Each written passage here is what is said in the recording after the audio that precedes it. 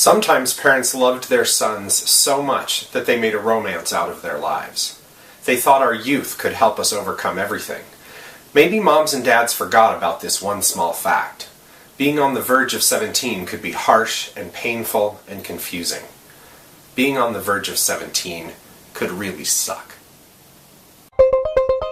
And both boys really wrestle with just being teenagers, how to become men when they still sometimes feel like little boys. There's a great quote here on page 81. Ari says, "I knew I wasn't a boy anymore, but I still felt like a boy, sort of. But there were other things I was starting to feel. Man things, I guess. Man loneliness was much bigger than boy loneliness. And I didn't want to be treated like a boy anymore. I didn't want to live in my parents' world, and I didn't have a world of my own." Aristotle and Dante is also a beautifully written book. I'd be reading along, totally engrossed in the story, and then some amazing line would just stop me cold, and I'd have to stop and admire the writing for a while.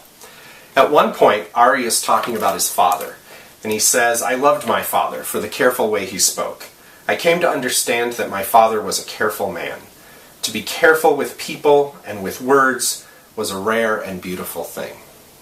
I feel like the author of this book, Benjamin Alire Saenz, is the same way. He's careful with people and he's careful with words, and I really loved that about this book.